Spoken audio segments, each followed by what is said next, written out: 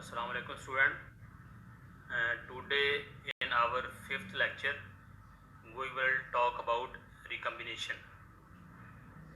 What is recombination and how recombination appear.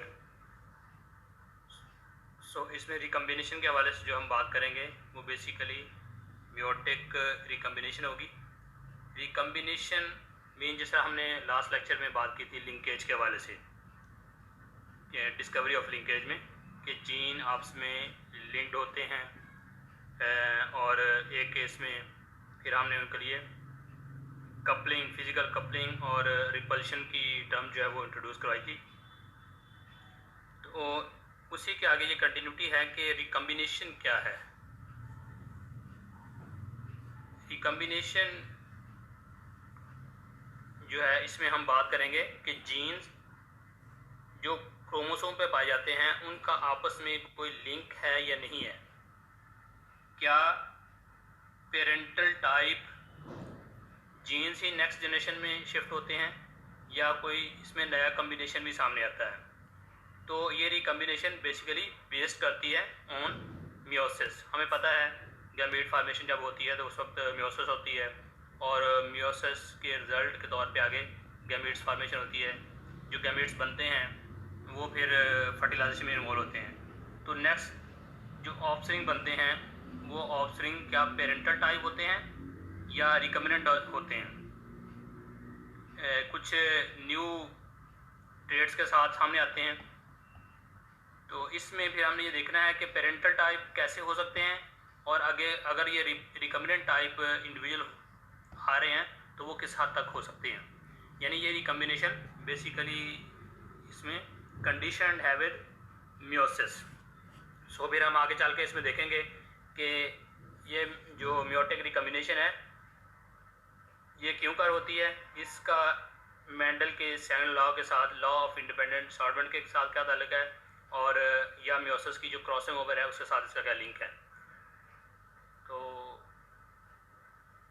इसमें अगर हम देखें कि in modern genetic analysis main test for determining either two genes are linked is based on the understanding of recombination. Recombination is observed in a variety of the situations, but its definition is related to the meiosis. So we will say what is meiotic recombination. Meiotic recombination is any meiotic process that generate a haploid product with a genotype that differ from both haploid genotypes that constituted the meiotic diploid cells. इसमें हमें देखना है कि जो parental type gamete formation होती है उसके बाद पेरेंट से आगे जो नेक्स्ट जनरेशन हम हासिल करते हैं F1 में देन जब गैमीट फार्मेशन होगी तो वो दूसरी वाली मियोसिस होगी. पहले एक मियोसिस हो रही है जो कि पेरेंट्स के गैमीट फार्मेशन में हो रही है और दूसरी मियोसिस जो कि F1 जनरेशन में नेक्स्ट होगी. तो इस केस में हम फिर F1 जनरेशन की आगे सेल्फिंग करने की बजाय इसको लिंक करेंगे विद टेस्टर कि टेस्टर के साथ अगर इसको क्रॉस करवाते हैं तो देन हमारे पास जो रिजल्ट आएंगे वो किस टाइप के होंगे, कितने उसमें पेरेंटल टाइप आएंगे और कितने इंडिविजुअल उसमें रिकम्बिनेंट टाइप आएंगे. The product of meiosis so generated is called a recombinant. We detect recombination by comparing output genotypes of meiosis and the parental input genotypes. Output genotypes हमारे पास है और फिर input genotype. जो parents की genotype है उसको हम कह रहे हैं इनपुट जीनोटाइप और जो उससे आगे ऑफस्प्रिंग आ रहे हैं वो उसकी आउटपुट जीनोटाइप्स हैं. तो इसमें कम्बिनेशन को कंपेयर कर सकते हैं कि किस हद तक कम्बिनेशन आया है आउटपुट जीनोटाइप में. The input genotype are the two haploid genotypes that combine to make genetic constitution of the myocytes. Myocytes are the diploid cell that undergoes meiosis.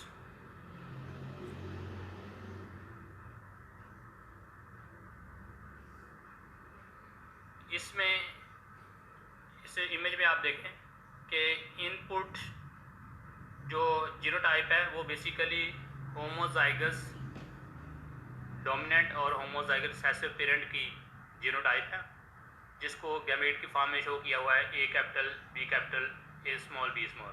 तो ये बेसिकली इनपुट जो है गैमेट के level पे है, N N यानी haploid है। सो यहाँ पे ये मियोसिस से बनी हुई है। किससे बनी हुई है? ए कैपिटल बी कैपिटल से, और दूसरी बनी हुई है ए स्मॉल बी स्मॉल से। तो जो नेक्स्ट इनपुट जीनोटाइप है इससे मियोटिक डिप्लॉइड हासिल होगा, जिसको हम F1 कहते हैं, A capital A small B small. So here F1 में अगेन मियोसिस होगी, तो उससे जो गैमेट फॉर्मेशन होगी वो आगे जाएगी, चाहे वो टेस्टिंग के लिए यूज़ किया जाए, चाहे वो F1 जनरेशन का सेल्फिंग के लिए यूज़ करें। तो दोनों कंडीशन में मियोसिस इसमें होनी है, क्योंकि गैमेट फॉर्मेशन होगी तो डेफिनेटली इसमें मियोसिस होगी। तो जो मियोसिस के बाद हमारे पास आगे गैमेट्स बनेंगे तो वो बेसिकली इसकी आउटपुट है। तो फिर हम कंपेयर कर सकते हैं कि इनपुट और आउटपुट में क्या फ़र्क है। इनपुट हमारी हैप्लॉइड है जो कि डिप्लॉइड से बेसिकली हासिल की हुई है, इनपुट ये गैमेट्स हैं। फिर आउटपुट हमारे पास जो आ रही है वो देखें इसमें कि मियोसिस के बाद हमारे पास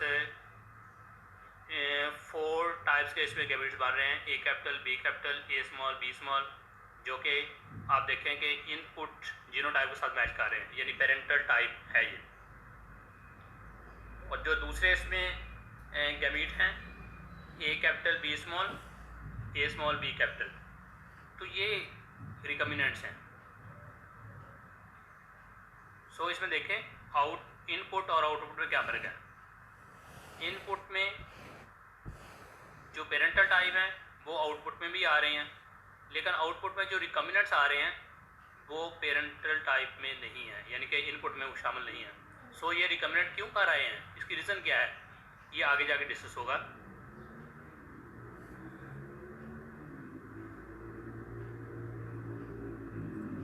Meiotic recombination is a part of the both haploid and diploid life cycles. Diploid में हम कह रहे हैं जिससे गैमेट फॉर्मेशन हो रही है, डिप्लॉइड जो उसके आगे डिप्लॉइड इनिशियली पेरेंट्स हैं और फिर उसके बाद आगे जो इनके ऑफस्प्रिंग बन रहे हैं F1 जनरेशन के बाद, तो वो भी डिप्लॉइड हैं।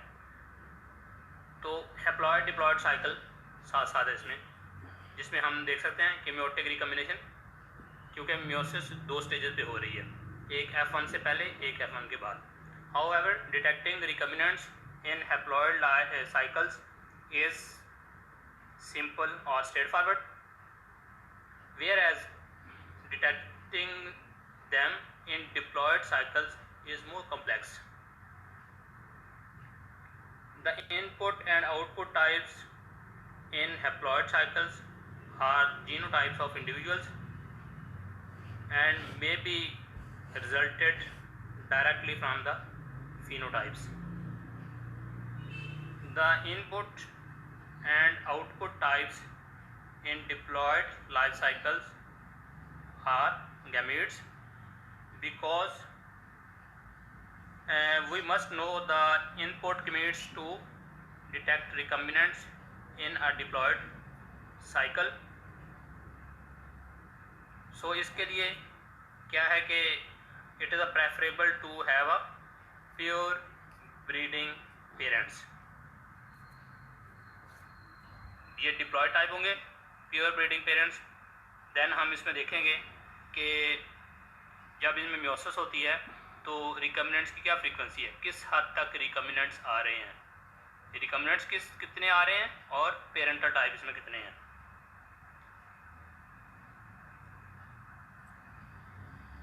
Furthermore, we cannot detect recombinant output gametes directly. We must test cross the diploid individual and observe its progeny, क्योंकि प्रीवियस केस में भी हमने देखा था कि डिस्कवरी ऑफ लिंकेज के हवाले से वहाँ पे भी उन्होंने F1 को F1 के साथ क्रॉस नहीं करवाया था, F2 जनरेशन नहीं ली थी, बल्कि F1 को टेस्टर के साथ जो है क्रॉस करवाया था। उससे ये है कि एक मियोसिस के बारे में एग्जैक्ट आइडिया हो जाता है कि ड्यूरिंग मियोसिस क्या चेंजेस आ रही हैं। तो इस केस में भी हमने इसकी टेस्टर के साथ टेस्टिंग करवानी है, एस क्रॉस करवाना है, उससे हमें एग्जैक्ट आइडिया होगा कि मियोसिस से रिकम्बिनेंट बनते हैं या नहीं बन रहे। If a test cross offspring is shown to have constituted from recombinant product of meiosis, so it is called a recombinant.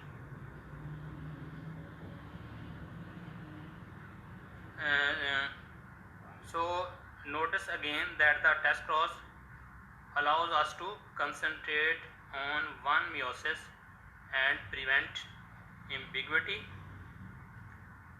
from a self of F1. For example, a recombinant A capital, B capital,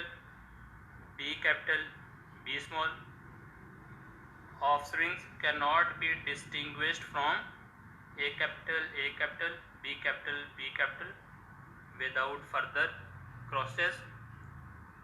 So इसी चीज़ को understand करने के लिए test cross जो है वो perform करना पड़ता है। Recombinants are produced by two different cellular process. Two different cellular process कौन से हैं? एक इसमें इंडिपेंडेंट असॉर्टमेंट का है, Mendel law of independent assortment का process, and second is the crossing over. इन दोनों के थ्रू रिकम्बिनेंट्स हासिल किए जा सकते हैं। इनको आपने फोकस करना है कि नेक्स्ट हम देखेंगे कि कैसे Mendel law of independent assortment या क्रॉसिंग ओवर के थ्रू रिकम्बिनेंट्स हासिल होते हैं, और उनकी रिकम्बिनेशन फ्रीक्वेंसी मैटर करती है, कम आ रही है, ज़्यादा आ रही है, कितनी आ रही है। अभी ये देखें, इससे पहले कि ये दो जो प्रोसेस है इनका हम पढ़ें, इसमें देखें कि कैसे हम रिकम्बिनेंट्स को डिटेक्ट कर सकते हैं। इस इमेज में स्टार्ट जो है वो डिप्लॉयड पेरेंट से लिया गया है, यानी जो पहले वाली इमेज थी उसी की ये कंटिन्यूटी है, लेकिन यहाँ मोर क्लैरिटी ली गई है।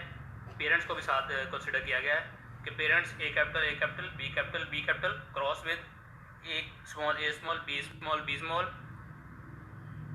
तो ये डिप्लॉयड टाइप पेरेंट्स है, homozygous dominant, homozygous recessive. Then what will be the input genotype? Input genotype में बेसिकली इसके गैमीट्स हैं। Gametes A capital, B capital होगा और दूसरा A small, B small होगा। हैप्लॉइड है, गैमीट्स होंगे। देन मियोटिक डिप्लॉयड हमारे पास आएंगे F1 जनरेशन में। F1 जनरेशन क्या है? A capital, A small, B capital, B small। जिस तरह अभी पीछे क्रॉस हमने देखा है, इसमें इनपुट जीनोटाइप और आउटपुट जीनोटाइप की बात की थी। अगेन इसी तरह इसी में भी इनपुट जीनोटाइप के बाद आउटपुट जीनोटाइप बन रही है, जो कि F1 की मियोसिस से हासिल होगी। उसमें आप देखें कि A capital, B capital parental type gametes बनेंगे, A small, B small ये भी पेरेंटल टाइप गैमीट्स बनेंगे, A capital, B small ये एक नया कम्बिनेशन है, ये रिकम्बिनेंट टाइप गैमीट्स होंगे। A capital, B small ये भी एक नया कम्बिनेशन है, इसको कहेंगे, ये भी रिकम्बिनेंट गैमीट्स हैं। इसमें आप देख लें कि 50% यानी कि पेरेंटल टाइप हैं, 50% इसमें रिकम्बिनेंट्स हैं। न्यू कम्बिनेशन सामने आ रहा है। अगर इस तरह के जो गैमीट्स हैं उनकी हम क्रॉसिंग करवाते हैं with tester you know homozygous recessive A small, B small, तो इसके भी गैमीट बना लें। हम देखते हैं कि इसकी जब मियोसिस होती है A small, B small की, दैन इस केस में हमारे पास 4 गैमीट्स बनेंगे, लेकिन 4 जो है वो एक ही तरह के होंगे। क्योंकि बेसिकली यहाँ पे दो ही कम्बिनेशन है, ए स्मॉल और बी स्मॉल। सो ए स्मॉल बी स्मॉल के 4 गैमीट्स हैं। अब इन 4 गैमीट्स को जब F1 जनरेशन के साथ क्रॉस करवाते हैं, जिसमें भी 4 गैमीट्स बने हुए हैं, तो then what will be the result. इसमें आप देखें कि राइट साइड पे इनके जो रिजल्ट्स आ रहे हैं उसको शो किया गया। अब आप इसमें पेरेंटल टाइप गैमीट्स दोनों केसेस में उनको आपस में यह है उनकी फर्टिलाइजेशन करवाएं, A capital B capital cross with A small B small. Then जो हमारे पास नेक्स्ट जनरेशन आएगी डिप्लॉयड की फॉर्म में, वो होगी A capital A small B capital B small. तो ये है पेरेंटल टाइप इंडिविजुअल। इसको आप देख सकते हैं, पेरेंटल टाइप आ रहे हैं, बेसिकली ये F1 जनरेशन में है। उसके बाद A small cross with A small, result will be the A small B small. ये भी पेरेंटल टाइप इंडिविजुअल हैं जो कि इसमें है टेस्टर में। पहले वाला जो इंडिविजुअल आ रहा है जिस टाइप का, वो F1 जनरेशन में है, और दूसरे वाले जो इंडिविजुअल आ रहे हैं वो टेस्टर में हैं। नेक्स्ट में ए capital B small A small B small. इस केस में नया इंडिविजुअल आ रहा है जिसको हम कहते हैं recombinant individual, A capital A small B small.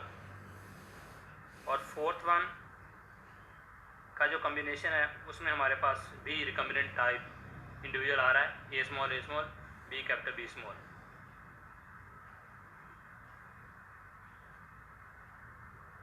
So अभी ये तो हमने इनका क्रॉस करवाया और टेस्टर के साथ टेस्ट क्रॉस हासिल करके फिर देखा है कि रिकम्बिनेंट टाइप कितने आ रहे हैं, किस हद तक आ रहे हैं। उसमें आप देखें कि जो F1 जनरेशन है उसके जो गैमीट्स बन रहे हैं वहाँ रिकम्बिनेंट टाइप गैमीट्स हैं, लेकिन टेस्टर में रिकम्बिनेंट टाइप गैमीट्स नहीं है। जब इन दोनों का आपस में क्रॉस करवाते हैं, टेस्ट क्रॉस करवाते हैं, तो उस केस में हमारे पास रिकम्बिनेंट्स आते हैं। 50% रिकम्बिनेंट हैं, 50% जो है वो नहीं है। नेक्स्ट इसमें अब कि रिकम्बिनेशन कैसे हासिल की जा सकती है। 2 पॉसिबिलिटी अभी हमने बात की थी कि 2 सेलुलर प्रोसेस हैं जो इसमें इन्वॉल्व होते हैं। फर्स्ट वन इसमें था इंडिपेंडेंट असॉर्टमेंट का process, recombination bye Mendel law of independent assortment. Mendelian independent assortment is viewed with regard to recombination. In a test cross, 2 recombinant classes always make up 50% of the progeny. 50% आ रही हैं, जिसे हमने देखा कि 50% parental type है, 50% उसमें रिकम्बिनेंट्स हैं। That is there is 25% of each recombinant type among the progeny.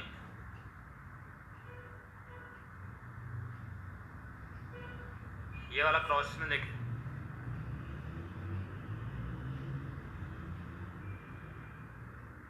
इसमें 50% हमारे पास रिकम्बिनेंट आ रहे हैं, 50% पेरेंटल टाइप आ रहे हैं।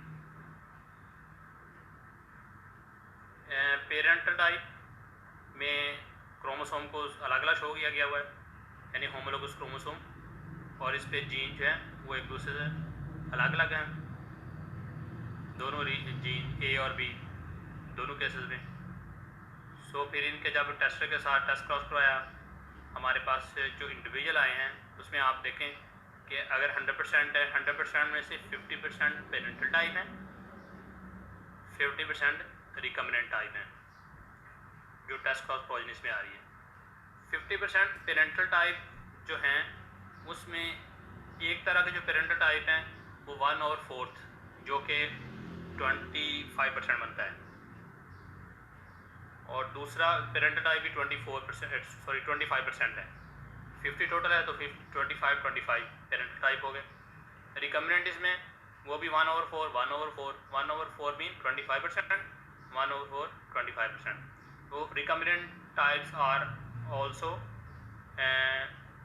25% and 25%, जो कि ओवरऑल 50% बनता है.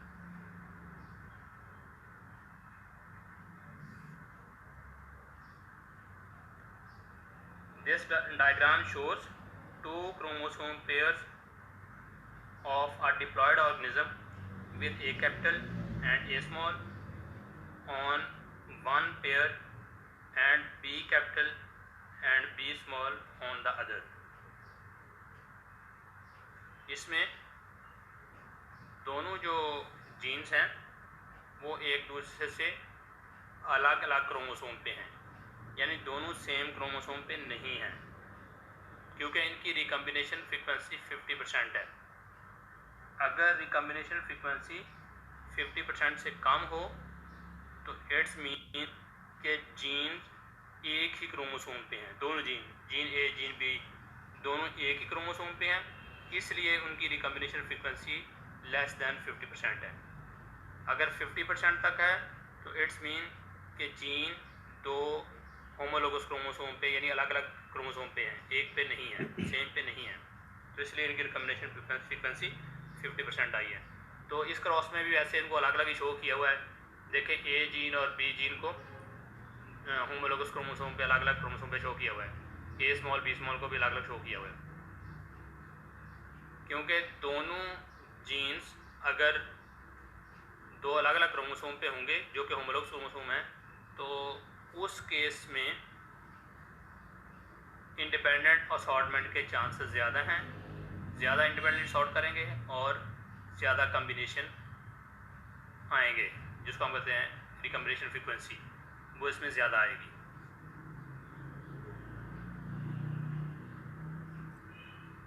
If we observe a recombinant frequency of 50% in a test cross, then we can result that the two genes assort independently. The simplest interpretation of such type of result is that two genes are on separate chromosome pairs, not on same chromosome but on separate chromosome pairs. However, genes that are far apart on the same chromosome pair can act nearly independently and produce the same result. इस case में भी हो सकता है कि chromosome gene जो है same chromosome pair पे है, लेकिन अपार्ट फ्रॉम होने की वजह से या फार अवे होने की वजह से उस केस में भी रिजल्ट जो है वो 50% हमें मिल सकता है. Other cellular process of recombination is crossing over.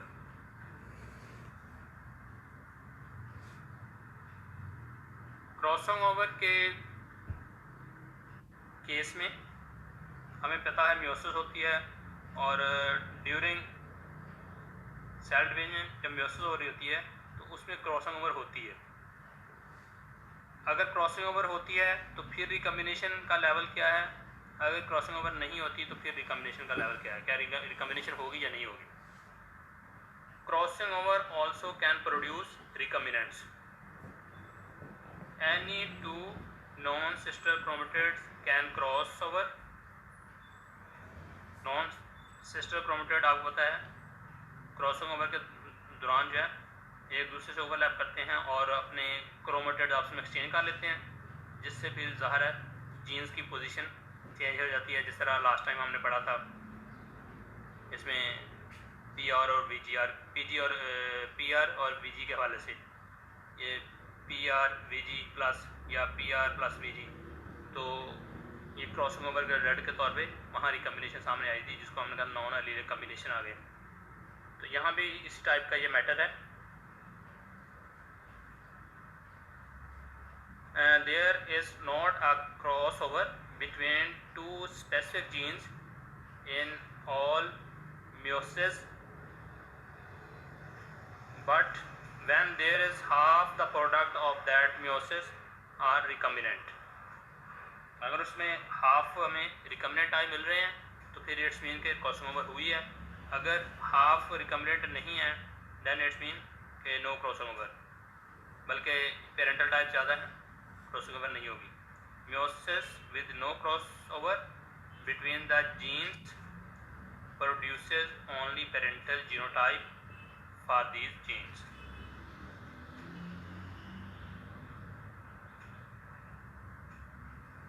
इस डायग्राम में आप देखें कि दो पॉसिबिलिटी के साथ बताया है कि मियोटिक क्रोमोसोम और फिर इसके बाद मियोटिक प्रोडक्ट किस तरह के हो सकते हैं.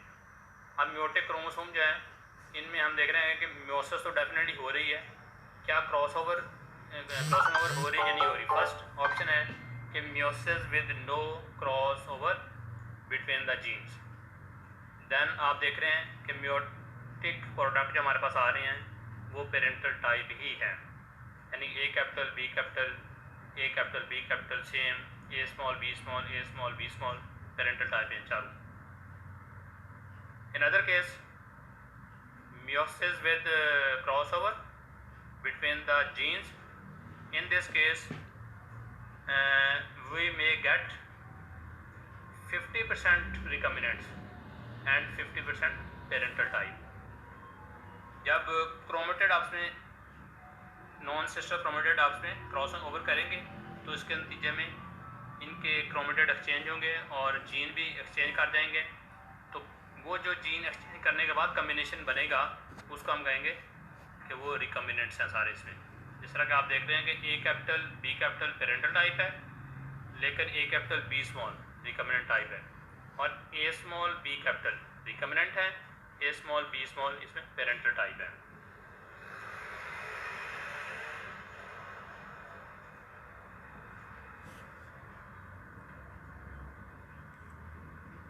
For genes close together on the same chromosome pair, the physical linkage of parental allele combinations make independent assortment impossible. Physical coupling के वाला जिस तरह पढ़ा था हमने लास्ट टाइम, अगर जीन्स एक दूसरे के क्लोज हैं, जीन ए जीन बी या gene A capital B small या ए स्मॉल बी कैपिटल, अगर दोनों एक दूसरे के क्लोज हैं तो इट्स मीन कि ये इंडिपेंडेंटली असॉर्ट नहीं करेंगे. अभी इससे पहले हमने बात की थी कि अगर जीन्स फार अवे हों, अपार्ट फ्राम ईच अदर हों, तो उस केस में भी इंडिपेंडेंट असॉर्टमेंट होती है. तो यहाँ उसकी जो है एक तरह से कहते हैं नफ़ी हो रही है कि अगर जीन्स आपस में क्लोज हैं, नियर टू ईच अदर हैं, देन इंडिपेंडेंट असॉर्टमेंट जो है वो पॉसिबल नहीं होगा. Hence produces recombinant frequency significantly lower than 50%. तो 50% होने का मतलब कि जीन जो हैं वो सेम क्रोमोसोम पे हैं, होमोलोगस क्रोमोसोम के पेयर पे एक क्रोमोसोम पे ही दोनों जीन्स हैं, इसलिए ये इंडिपेंडेंट डिसऑर्डर नहीं कर रहे और इनकी रिकम्बिनेशन फ्रीक्वेंसी लेस दैन 50% है.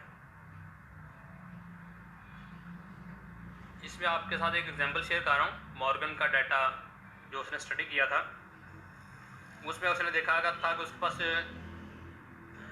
आई थिंक ये उनके फ्लाइज़ के हवाले से था कि फ्लाइज़ में जब दो जीन्स को स्टडी किया गया उस केस में रिकम्बिनेंट फ्रीक्वेंसी फाइंड की गई थी.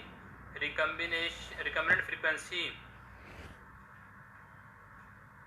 बेसिकली इसको RF से शो करते हैं और रिकम्बिनेंट फ्रीक्वेंसी होती है इक्वल टू रिकम्बिनेंट्स. कौन से रिकम्बिनेंट्स? 50% जो रिकम्बिनेंट्स आ रहे हैं. जिस तरह हम कहते हैं कि इसमें रिकम्बिनेंट्स 25% वाले आ रहे हैं, तो recombinants total divided by total number of the individuals या टोटल नंबर ऑफ प्रोजेनीज. अब इसमें देखें आप कि जिस तरह हमारे पास रिकम्बिनेंट फ्रीक्वेंसी फाइंड करने के लिए 151 + 154 तो जो यहाँ पे मॉर्गन ने एक्सपेरिमेंट परफॉर्म किया था, उसके पास ये दो तरह के रिकम्बिनेंट्स आए थे, एक 151 थे और दूसरे 154। इसको टोटल नंबर ऑफ प्रोजेनी जो कि 2839 थी, उससे डिवाइड किया तो इसकी परसेंटेज आएगी 10.7%। ये मे भी आगे जाके कहीं आपको मैं अगेन ये चीज़ बताऊं कि रिकम्बिनेशन फ्रीक्वेंसी कैसे फाइंड करते हैं। And total number of recombinants divided by total number of progeny is equal to recombination frequency. तो इसका आप डिवाइड करके देखें तो इसका जो रिजल्ट आ रहा है वैल्यू आ रही है 10.7%। 10.7% you know is very less than 50%. This is obviously much less than the 50% that we would expect with the independent assortment. So इस केस में हम कहेंगे जीन जो हैं वो सेम क्रोमोसोम पे हैं, इसलिए इनकी रिकम्बिनेशन फ्रीक्वेंसी कम आई है।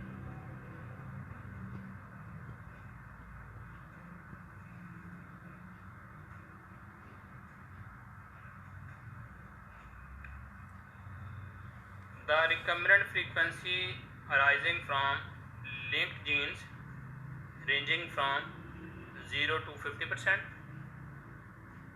depending on their closeness। 50% से नीचे आ रही है तो उसका मतलब जीन्स लिंक्ड हैं, फिजिकल कपलिंग इनकी है, लिंक्ड हैं और एक दूसरे के वेरी क्लोज हैं। जितनी रिकम्बिनेशन फ्रीक्वेंसी कम आएगी उतनी ही ज़्यादा इनकी क्लोजनेस होगी। अभी आपने जैसा देखा कि 10.7% आ रही है जो कि बहुत कम है, तो इट्स मीन कि इन जीन्स में क्लोजनेस ज़्यादा है, जीन आपस में लिंक्ड हैं और सेम क्रोमोसोम पे हैं।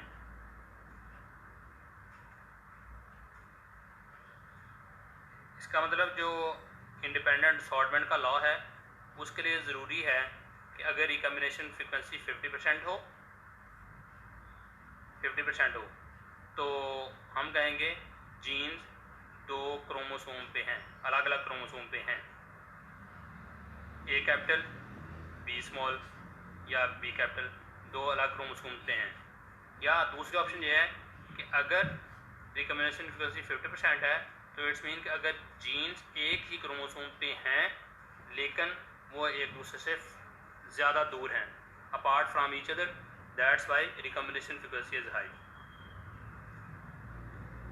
अगर जीन्स एक दूसरे के साथ लिंक्ड हैं, क्लोज हैं, तो उनकी रिकम्बिनेशन फ्रीक्वेंसी भी कम आएगी। Then what about the recombinant frequency greater than 50%? So क्या बना अगर 50% से ज़्यादा आए तो फिर क्या उसके बारे में कहेंगे? इसका आंसर क्या है? Answer is that such frequencies are never observed. अभी तक कोई इस तरह की फ्रीक्वेंसी ऑब्जर्व नहीं की जो कि 50% से कहीं ज़्यादा हो। आपको इस लेवल पे ये चीज़ क्लियर करनी है कि 50% का मतलब कि दो जीन जिनकी हम बात कर रहे हैं वो दो अलग क्रोमोसोम पे हैं, या वो अगर एक क्रोमोसोम पे हैं तो एक दूसरे से बहुत दूर हैं। और अगर 50% से कम आ रही है तो इट्स मीन दोनों जीन्स एक ही क्रोमोसोम पे हैं। तो ये रिकम्बिनेशन फ्रीक्वेंसी के साथ इसका रिलेशन है।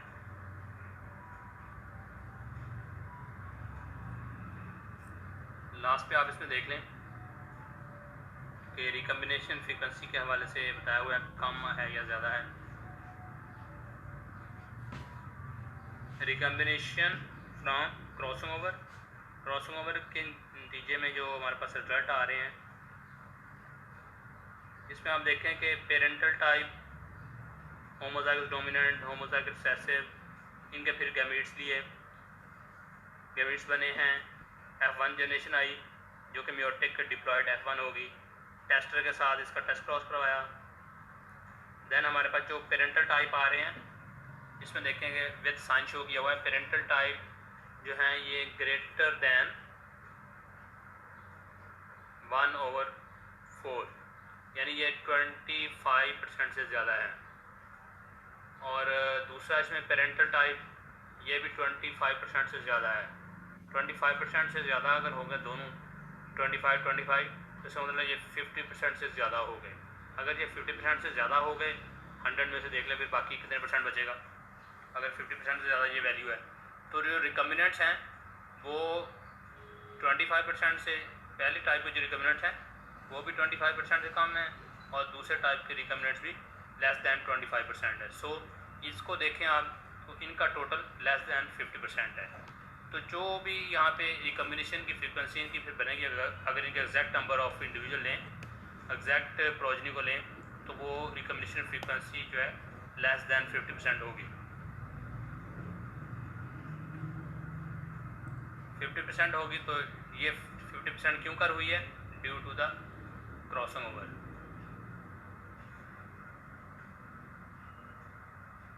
Note that the frequencies of the recombinants add up to less than 50%। तो ये हमारा आज का टॉपिक था जी। इसमें ये चीज़ें हमने जो डिस्कस की हैं और हमारा मेन फोकस यही रहा है कि recombination with reference to genes अगर लिंक्ड हैं तो वो किस तरह आपस में लिंक्ड हैं।